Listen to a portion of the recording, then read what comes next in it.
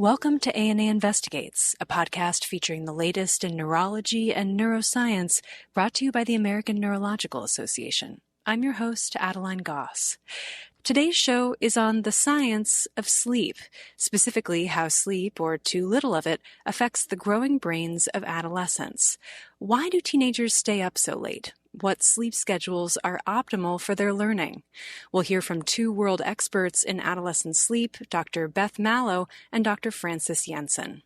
Dr. Malow is a professor of neurology and pediatrics at Vanderbilt and the Burry Chair in Cognitive Childhood Development. She directs the sleep division at Vanderbilt University Medical Center and has been a major advocate for policies that promote healthy adolescent sleep patterns. Dr. Jensen is professor and chair of neurology at the Perelman School of Medicine at the University of Pennsylvania and is president-elect of the American Neurological Association. She has researched the mechanisms of epilepsy, stroke, and adolescent brain development and is the author of the book, The Teenage Brain. Drs. Malow and Jensen were interviewed by A&A Investigates producer and UCSF Neurohospitalist, Dr. Richie. Here's Megan. I am delighted to be interviewing Drs. Malow and Jensen today on the topic of sleep in adolescence. Welcome to you both. Thank you. We're happy to be here. Yes, it's great to be here. So I'll direct my first question to Dr. Jensen. Broadly speaking, how is the adolescent central nervous system unique? Well, we've recently learned, because of neuroscience research and also advanced neuroimaging, that the brain is continuing to develop all the way through the adolescence into the third decade. The brain is the most complex organ, and therefore it takes the longest to develop. And this has really only been realized that the teenage brain is not really truly an adult with fewer miles on it. It is actually substantively different. And there's two main ways that it's different. Synaptic development has not finished, and the exuberant synaptic connectivity that is occurring as a result of learning is, like in the child, happening at greater rates, faster rates than in the adults. So they are learning machines, if you will, until mid to late 20s. However, that's coupled with a less developed connectivity of the brain from one region to another. And without getting into a huge amount of detail, myelination of the connections of the axons that are going back and forth from front to back and down to the spinal cord actually proceeds from the back to the front of the brain. And it is not complete until your mid to late 20s. And the last place to connect is the frontal lobe. So it's quite interesting that while adolescents do have frontal lobes, and they are very synaptically active, they are not as really online for fast transmission. So this is why we see things like risk-taking coupled with this amazing ability to learn, but their impulse control, decision-making, judgment, empathy is not what it will be later in adulthood. So those are the two main things that kind of set the stage. So how do these broad differences in the adolescent central nervous system translate into differences in sleep physiology? Yes. So first of all, I've just said that there is a ton of synaptic development happening in this window, just as like in childhood, a little less than in childhood, but still happening. And we know that sleep consolidates the development of synapses and learning. When you are repeatedly practicing something and using the same synaptic network, the repeated use and activation of a synapse actually causes it to become stronger and literally physically bigger. And all of the machinery for that is actually set at higher rates in childhood and adolescence. And the mechanism that we understand about how sleep deprivation disrupts this process is very similar to the mechanism whereby stress can disrupt the process. So stress, because of increased levels of cortisol, can actually unravel some of the molecular signaling pathways that are underpinning this strengthening of a synapse. So actually it can be measured that with one night in animal models, 1 night or 2 nights of sleep deprivation, you see a weakening of all the molecular machinery and activity that underlies this synaptic strengthening.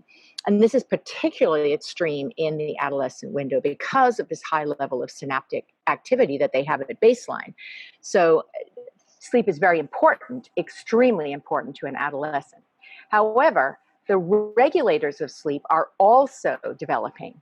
And what we have learned is that a very important signal, melatonin, is actually produced on a different time scale in adolescents compared to the adult and even children. And that normally to go to sleep, we release melatonin, and about an hour and a half later, there's a sedative effect on the brain and a movement into a sleep cycle.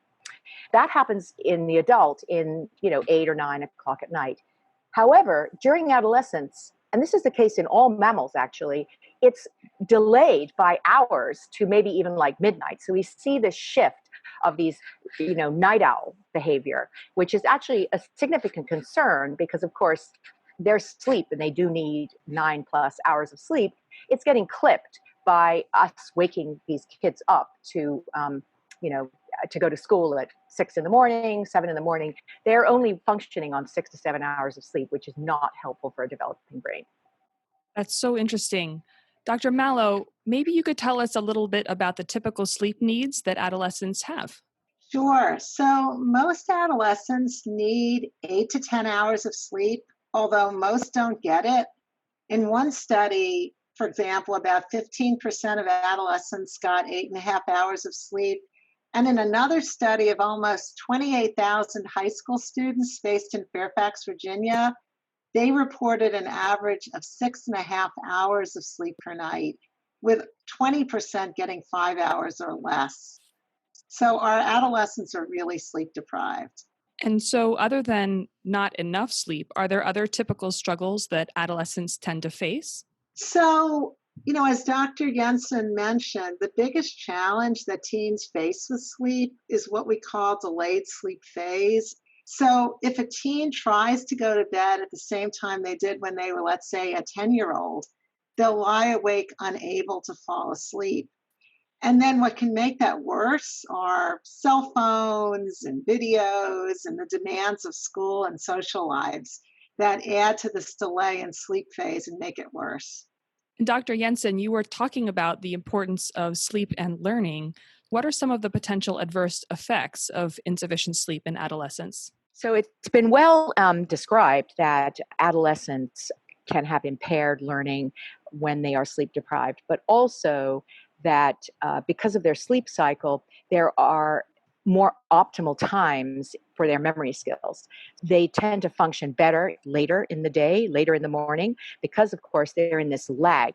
This melatonin is coming on around midnight. So we're waking them up at 6 o'clock. That's kind of like waking an adult up at 3 a.m. So how would you like to be thrown into an SAT testing site with, sharpened pencils and made to work at that point? It's a very difficult time. The brain is not ready. It's not optimally ready to learn. And it's been shown in a number of different studies now that these adolescents, when you give them similar testing situations and compare the scores of tests that were administered that require memory at different points during the day, that they do not do as well at 8 and 9 o'clock in the morning as they do, say, late morning, early afternoon. So we should keep that in mind when we're thinking about school days and schedules. So Dr. Malow, after hearing what Dr. Jensen has had to say, what do you think we should learn about potential policy changes as it pertains to healthy adolescent sleep and learning? I see two different issues. One, I think, is homework and over-aggressive schedules where these kids are just scheduled out. And then the second is the time that school starts. So let me start with the second first. Just as we've heard that teens have a delayed bedtime, they have a delayed wake time as well. And as Dr. Jensen said, they're often in their sleep zone at 7:30 in the morning when many schools start. They're still basically, their brains are asleep. And here they are trying to be in school and pay attention. They're trying to drive to school oftentimes, and they're drowsy on the roads. And because of all of this, California recently passed legislation where schools need to start at 8:30 or later for high school students. And this is definitely a step in the right direction. Studies have shown that when school starts later, teens get more sleep because they're basically able to go to bed later and wake up later in, synchrony with their biological clock. I think the other really important area that I mentioned is the homework, the overaggressive schedules, our kids as teens being expected to do so much and achieve so much. And that leads to them staying up late to try to get their work done and balance their homework and their extracurricular activities. So I think we have to, at the same time that we're looking at school start time legislation, we also have to pay attention to scheduling and making sure that our kids aren't overscheduled. So, are there specific neurologic conditions that are commonly seen in adolescents that change the sleep physiology and sleep needs of those patients? Well, I would say one thing that's important to mention in this context is the potential effects of mental illness and anxiety disorders and other forms of mental illness. So, interestingly, because the brain is slowly connecting itself over development, it turns out that many of these more adult-like psychiatric conditions are actually come on as the brain is becoming more mature. So we see, for instance, affective disorders, about 75% of them come on between the window between 16 and 26 years of age. Anxiety disorders are highly prevalent in this time window and can obviously, go along with sleep disorders. So it's something to always keep in mind when there's dysregulated sleep that kind of is a new change in someone, to really think about, especially when they're a teenager, could this be the first sign of some mental illness, mild or less mild. And I would just add, looking at autism, ADHD, those are two conditions where there's over-arousal of the brain, and you can also have anxiety and autism. So we see quite a few kids with autism who have difficulty sleeping, and it's very fulfilling when you can get them to sleep better, because we oftentimes find that their daytime behavior and quality of life also improve when you treat their sleep problems. And how might a neurologist best support sleep health in adolescent patients with neurologic illnesses, psychiatric illnesses such as those you've mentioned? Well, I think that we can be a huge advocate in terms of really helping the teens themselves as well as their parents figure out what to do, with some of the basic sleep education techniques. There's also some medications that can be tried, starting with melatonin, but sometimes prescriptions as well, looking for medical conditions that might be contributing to poor sleep, like sleep apnea, restless legs, and then finally figuring out what we can do to make society help.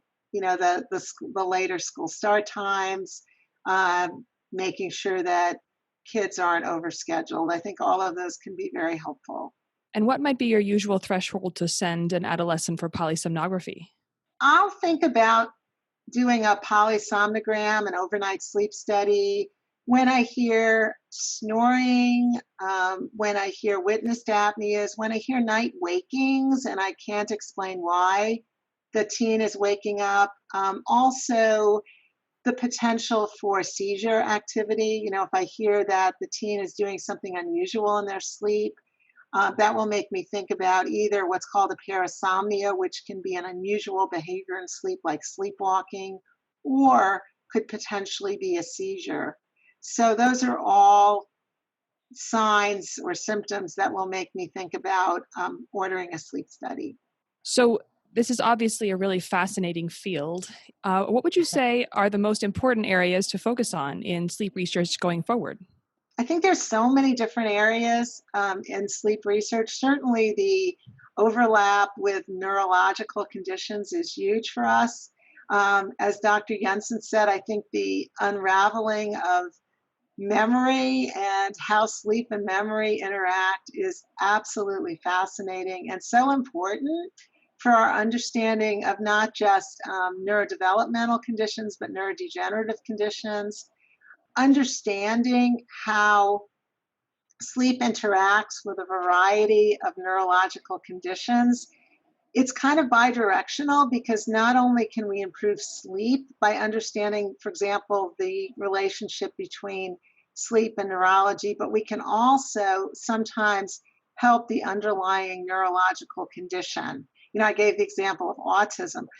When a child with autism is sleeping better, we actually see improvement, not just in their daytime behavior, but sometimes even in the core symptoms of autism, like their ability to communicate with others.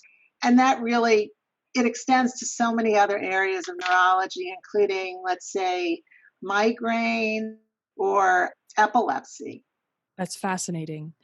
So hopefully you'll forgive me my next question, but I have two of the world's experts in sleep and pediatrics right here talking to me, and it turns out I'm expecting my second child any day now. So I really can't help but ask the following question. Are there any secret tricks that I should keep in mind when my newborn arrives, theoretically, in a few weeks? Well, first of all, enjoy. I'm so happy for you. I think the most important thing for you is to make sure you get enough sleep. So, when that old adage, sleep when the baby sleeps, is really true. But then I think around 3 to 6 months, somewhere in there, that's the time to start trying to get your infant to learn how to sleep on their own, which means calming and soothing, but then letting them complete that process of closing their eyes and falling asleep on their own. Because if they can learn how to do that on their own without you rocking them to sleep or having some other cue that they need to go to sleep, that will be a lifelong gift you'll give your child. Because when we go to sleep on our own, then when we wake up in the middle of the night and our parent isn't there, or some other thing. I mean, the classic example is the pacifier, it falls out of the baby's mouth and they wake up. If whatever we need to fall asleep is no longer there when we wake up, then we're going to have a full-blown awakening. So teaching your baby to fall asleep on their own around 3 to 6 months, I wouldn't do it any earlier, is a great gift that you can give them for their entire lives. A generous answer. Thank you so much. And hopefully will also have some bearing on their ability to eventually have excellent sleep as an adolescent, now that you've taught me so much about that as well. Well, that was an absolutely wonderful foray into sleep in adolescence. Thank you so much, Dr. Malow and Jensen. We really are so appreciative of your wisdom and knowledge. It was a lot of fun. Thank you for having us. And hopefully our listeners will learn something that they can use in their own lives. Yeah, it is a fascinating subject. And I think that there's going to be a lot more research that's going to be coming down the pike in the next few years. So thanks for giving us a chance to describe what the state of the field is at this point in time. Thank you. That was Dr. Beth Malow, Professor of Neurology and Pediatrics and Director of the Sleep Division at Vanderbilt, and Dr. Frances Jensen, Professor and Chair of Neurology at the Perelman School of Medicine and President-elect of the American Neurological Association. They were interviewed by ANA Investigates producer, Dr. Megan Richie. That's it for today's show. To listen to past episodes of ANA Investigates or to submit your ideas for future podcasts, visit myana.org and click on the Education tab. For ANA Investigates, I'm Adeline Goss. This has been an episode of ANA Investigates, the official podcast of the American Neurological Association. Thanks for joining us for this episode. If you're not already a member of the ANA, please visit myana.org to learn more about the benefits available to ANA members, including access to an array of educational programs and resources, like online CME courses, webinars, the ANA's journals, the Annals of Neurology and the Annals of Clinical and Translational Neurology, and more. Dr. Adeline Goss is our host. Our producers are Drs. Romer Giucaden, Adeline Goss, Michelle Johansson, Clifton Gooch, Danny Vega, Megan Ritchie, and Jim Sigler. This is your editor, Jen Hurley. Copyright, the American Neurological Association.